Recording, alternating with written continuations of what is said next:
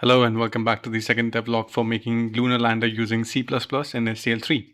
So a quick recap of where we left off in the previous devlog. We initialized SDL, we created the window and the renderer, and then set up the main game loop where we first drew a black background on the screen and then drew a lone red rectangle roughly in the middle of the screen. By the end of this devlog, this rectangle is going to fall out of the sky and we are going to be able to fly it around with the arrow keys. First, this rectangle is a 100 pixel square, sitting right in the middle. A lander that size is going to hit the ground in about half a second, which makes it really annoying to test. So let's make it small and put it up near the top of the screen so it has room to fall. Second, I'm going to stop hard-coding numbers into STL_FRECT. Every single thing about the lander is about to become something I want to tweak: its position, its size, and how fast it moves. If those numbers live inside the draw call, I have to go hunting for them every single time. So let's pull them out into variables above the loop. So I have moved the lander rectangle variables above the game loop here. Now let's update the lander rectangle with the variables we define and also set the color of the rectangle to white. Let's build and see the new rectangle render.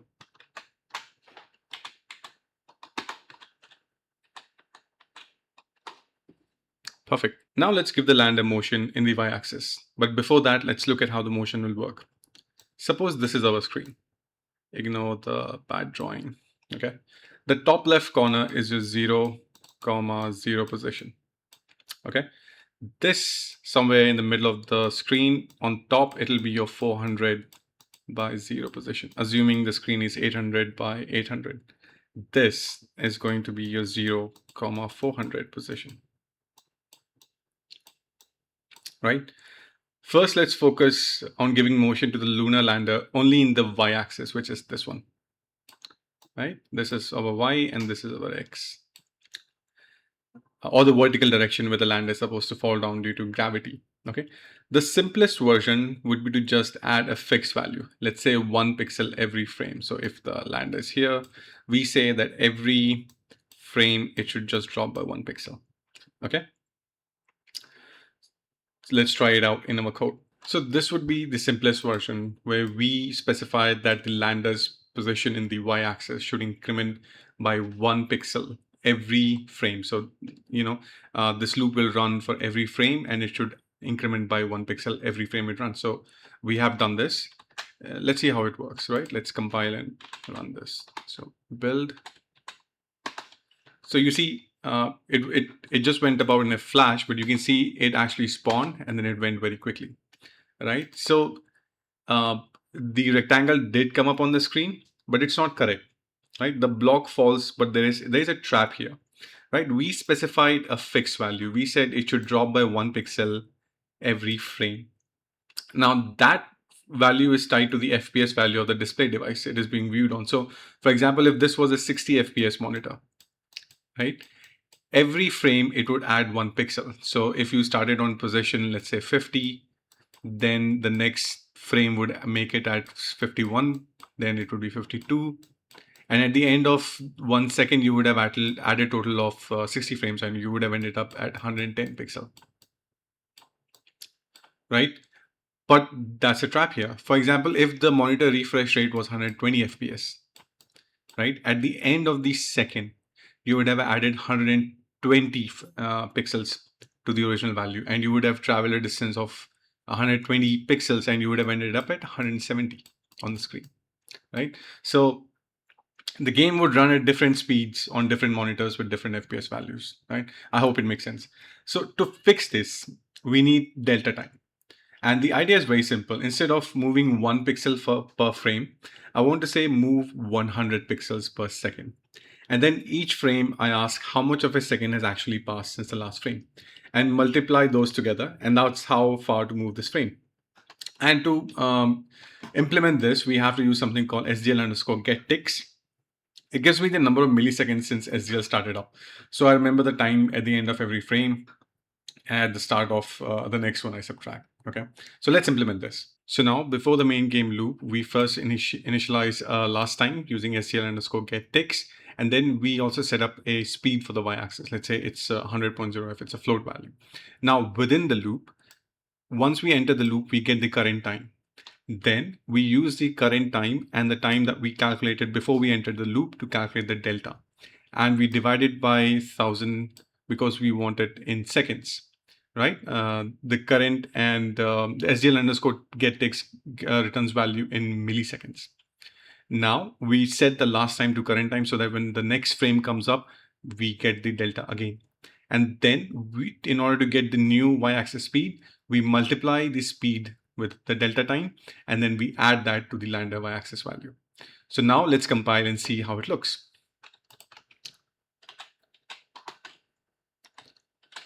And let's run. So now you see it moves at a consistent speed, right? Now the speed with which it falls down is completely independent of the FPS of the display device.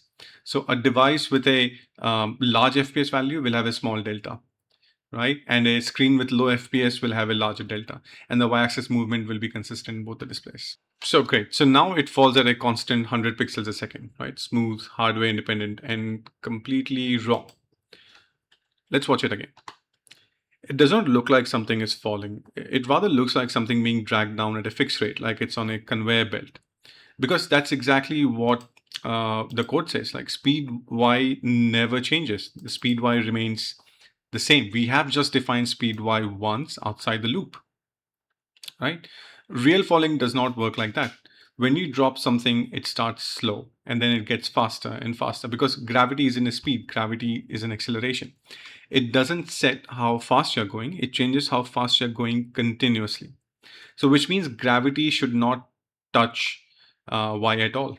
Gravity should touch the lander speed, right? So, let's implement that and let's see how it changes the velocity and how it changes how the rectangle is currently falling.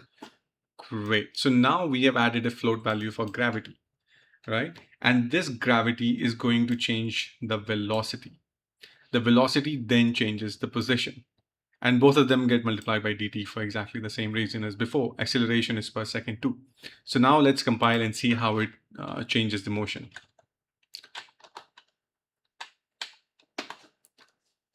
Now you can see it goes, as it falls down, it goes faster and faster because now gravity is continuously acting on it and changing the velocity. So now coming to the fun part, a lander needs an engine. So in Lunar Lander, you use the up arrow key to add thrust and push the lander up. So thrust is a force pushing the lander up. So by everything we just said, thrust is also an acceleration. Same units as gravity, but in opposite direction, which means it goes in exactly the same place. It subtracts from the lander's speed in the y-axis.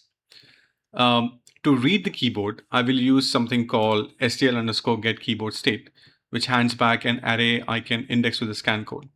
There's one important detail. This is a state, not event. So an event fires once when you press the key. This tells me whether the key is held down right now, right? Every frame, which is what I want, because holding the button down should keep burning fuel and then push the lander up, right? So let's implement that. Okay, so first we get the current state of the keyboard. Then after we multiply gravity to the time delta and add it to the speed, we then check whether the up arrow is clicked or not. If clicked and being held down, if it is being held down, that means we need to change the speed in the opposite direction. So we subtract, and we subtract it with the thrust value multiplied by the time delta, right? The thrust value is defined outside of the loop. In this case, it's 300. Again, it's a float value. And notice thrust is 300 against gravity's 100. Right? And that's deliberate, and it's worth understanding why. Because every frame, gravity adds 100 and thrust subtracts 300. So while I'm holding the key, the net acceleration is 200 upward. If I make the thrust smaller than the gravity, then holding the key would just make me fall slightly slower, and I could never actually take off, right? So let's build it and see how it looks when I hold down the arrow, the up arrow key. So let's build this and run. So it's falling, but if I press the arrow key, it slows down and then it starts going up. So our thrust is working. Oops, it went outside. It will just come down. Yep. Now I'm holding the arrow key again, and now I can control the motion with thrust. Perfect. Now let's do left and right motion for the lander. And let's do the naive version first, because then we can compare it, right? So what I'm doing here is that I'm checking the current state. If we are pressing the left arrow key, then I'm subtracting 1 pixel from the lander's X position. And if we are pressing the right arrow key continuously, then we're adding 1 pixel to the lander's X position, right? And let's run it, right? And let's see how it looks. So if I run this, if I press the up arrow key, it stops, starts going up. If I move right, it goes right. If I move left, but you can immediately see there's something wrong with it, right? It moves, but it's wrong for two reasons. So the first one you already know, no DT. And so we're back to frame rate dependent movement in the x-axis. So that's the reason why you see I'm saying 1 pixel on the left or right and see how much it moves, because I'm using a display device which has a very high refresh rate. It moves so much, right? So it's dependent on the frame. And the second one is subtler and I think more interesting. So watch what happens when I let go of the key. So right now it's coming down. I push the up arrow, it goes up. Now if I move left, it moves to the left position and starts coming down. It stops instantly, right? Dead stop, midair. Now if I move right, again, dead stops, midair, starts coming down. Right? Now why would it? There's no air up here, nothing is slowing it down. So if you fire a thruster sideways in space and then switch it off, you don't stop. You keep going sideways forever. That's inertia. And losing it makes the lander feel like a cursor being dragged around instead of a spacecraft. So the fix is the same pattern we have used twice already. And that shouldn't, the key shouldn't set the position. The key should push on a velocity, and that velocity should set the position, right? So let's implement that. So as I said before, the fix is the same pattern we have used twice already, right? The key shouldn't set the position. The key should push on a velocity. So what we have done is we have given speed in the x-axis, which is 0, and then we have given side thrust. So after that, in the loop, we check if we are pressing the left key, then I'm going to subtract side thrust multiplied by time delta from the speed. If I'm pressing the right key, then I'm going to add the side thrust multiplied by time delta to speed. And then that speed in the x-axis multiplied by time delta is used to change the position on the x-axis. Okay, so structurally identical to the vertical case. The only difference is that there's no gravity on the x-axis. So nothing is constantly pushing me sideways. So speed x starts at 0 and it only changes when I press a key. But here's the thing, so speed x never gets reset. So once I've tapped left, speed x is negative. And it stays negative until I type right to cancel it out. Let go of the key and the lander will keep drifting. So let's see how it works out. So if I run this, you see it's coming down. I press the up arrow, it starts to go up. If I now press and hold right and then leave it, see how what happens. So I press right and I leave. It keeps moving to the right. Again, if I bring it up, but it keeps moving to the right. Now I'm pressing left, it keeps moving to the left. I leave the left button, it still keeps moving to the left, right? So that's a problem solved.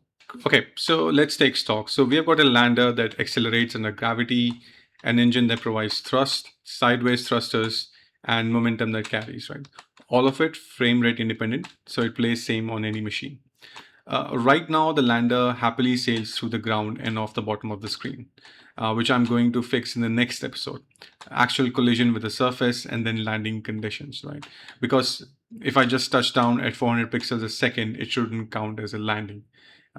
And that's what we have to fix. We have to first put up a surface, then we have to implement collision with that surface, and that will take care in the next episode. So see you in the next one.